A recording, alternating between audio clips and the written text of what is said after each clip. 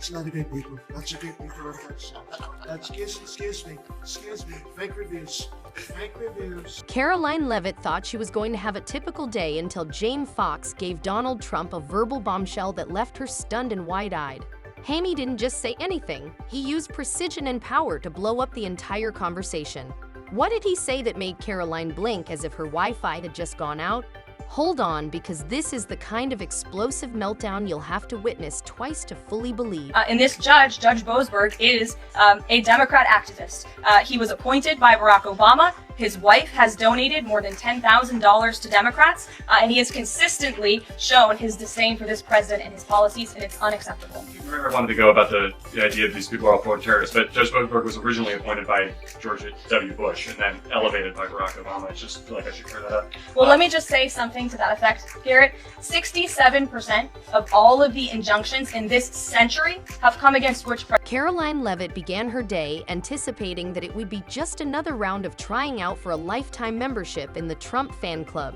You know, the standard routine of clumsily delivering talking points, frantically defending policies that no one requested, and showing enough blind loyalty to make even a medieval court jester say, "Girl, have some dignity."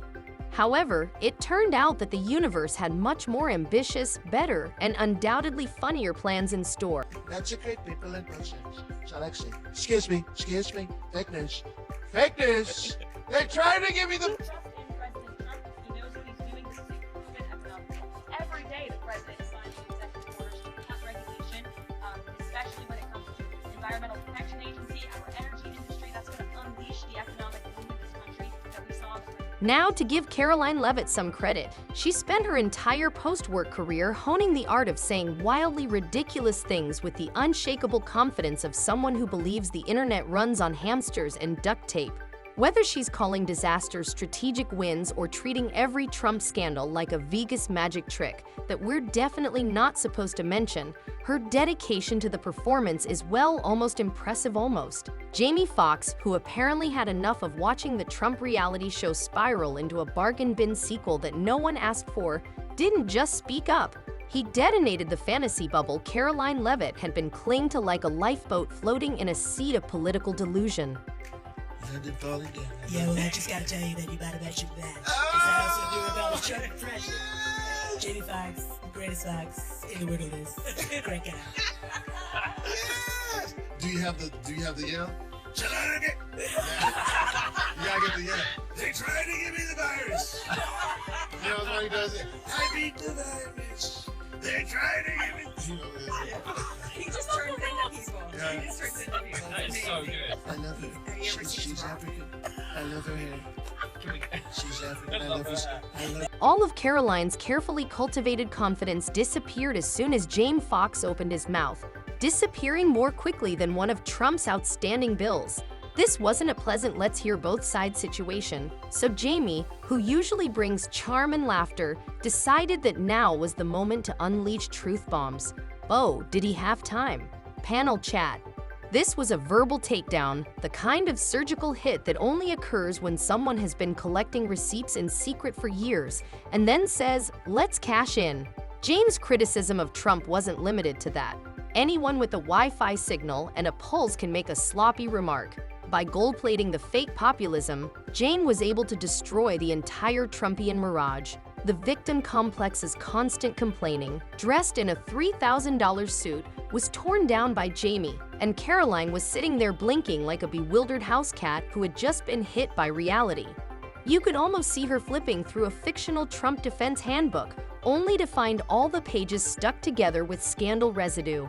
She attempted to change course, but bless her, she only managed to say a few ambiguous lines about actual issues, which is meaningless when your entire political platform is based on shouting witch hunt louder than anyone else in the room. It was a demolition derby with one driver, and poor Karoline was duct taped to the hood of the car. There's an art to witnessing someone's brain hit the blue screen of death in real time, and Karoline transformed that crash into a Picasso. Jamie wasn't following the rules of the Trump echo chamber. He didn't pause for her to say a prepared line or throw out a performative eye roll. Somewhere it was like, they were asking him about his jokes, and he's like, yo, man, look, people have said worse shit. And I think he said something about Donald Trump saying, grab out some shit, whatever. But it was true. It was like the one thing that you look at what happened with politics this year, people sort of stripped away a lot of things. You know what I'm saying? Regardless of what you believed in, whatever person you voted for, there was a lot of things that was sort of addressed about, like, maybe we were playing things a little. That frozen smile was the first thing that appeared. The classic MAGA distress signal, which includes frantic blinking as if she were attempting to telepathically summon the ghost of Kellyanne Conway to stage an emergency factectomy, followed by that awkward grin stretched thin with panic, which is the kind of expression you see on someone who realizes mid-sentence that they have stepped straight into a rhetorical bear trap, but has no graceful way out. However, not even Kellyanne's superhuman talent for turning nonsense into news could pull Karoline out of this tailspin, which made it all the sweetest part. This wasn't your typical Hollywood ploy. Instead, Jamie brought receipts, a bullhorn, and enough fire to light up a small zip code. He came in swinging, dismantling Trump's man of the people routine with the precision of a surgeon and the energy of someone who had been holding back for years. He didn't just call out the grift, he obliterated it, exposing how the so-called savior of the forgotten man somehow always forgets everyone but himself the second it's inconvenient. Karoline's face changed. No one would have blinked if Hunter Biden had begun juggling flaming swords at one point, I promise, because that's how desperate it got. The problem is that no one was buying it, not the audience, the panel, or even the cameramen suppressing a laugh. Because when the truth eventually emerged with conviction and clarity, no amount of diversion could overpower it. Congress to pass them later this year. I'm sorry, have you ever faded here? Because I have. That's They it. don't get charged by foreign companies, they get charged on the importers. And ultimately, when we have fair and balanced trade, which the American people have not seen in decades, as I said at the beginning, revenues will stay here, wages will go up, and our country will be made wealthy again. And I think it's insulting that you are trying to test my knowledge of economics and the decisions that this president has made. I now regret giving a question. The irony, however, is thick enough to spread on toast. For years, Karoline has painted every Trump critic as either a radical leftist, an outcast from the coastal elite, or one of those Hollywood weirdos sipping expensive lats and reading Marx at brunch. But this time, it wasn't some MSNBC panelist or late-night host. It was Jamie freaking Foxx, a guy who is adored by people of all demographics and who doesn't need to scream to be heard because his credibility comes before the volume when someone that in typical MAGA fashion, Karoline pretended it didn't happen, grinned like a pageant queen on autopilot, laughed awkwardly, and acted as though James' verbal abuse was a lighthearted moment rather than a full-fledged public dismantling of her entire political persona. Ground and respected arrives with facts and rage that cut through MAGA talking points like a blowtorch through cotton candy. The larger reality is that the MAGA movement is no longer simply about Trump. It is about clinging to a narrative that is so outdated, so fearful, and so divorced from reality that it is now practically political fantasy. The crowd has left the building, the scripts are crumbling, and the wigs are crooked. Karoline would have just become the wealthiest woman on the planet if denial were money. The people around me saying, let's not get political, but Jamie Foxx did the worst impression of me that I've ever heard. A terrible. It wasn't that bad. It was so A lot bad. of times people say it's bad, but it was actually the best Jamie, impersonation of me It was a that disaster. I've ever done of me, Jamie, it was a and I disaster. wasn't even there. Jamie, the saying Ray could have actually seen how To bad be it was. honest with you, Stevie Wonder said it was amazing. Ja- So do you believe that You know blind what? guy or the other? You know blind what? guy? He's a It's nasty, not a big he's a deal. nasty, pathetic.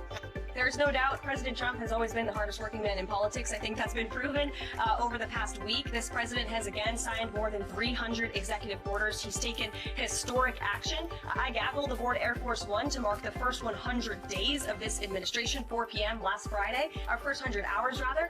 And this president did more in the first 100 hours than the previous president did. Jamie Foxx's remarks struck a different chord because they were about the state of the nation rather than putting on a show. Karoline Leavitt is a symbol of the traditional political playbook, complete with stiff suits, prepared speeches, and accusations of witch hunts when common sense is what's actually being hunted. Her spin is from a bygone period when sound bites and slogans might divert attention from the reality. But Haim dispelled that delusion by making it apparent that the train isn't simply swaying.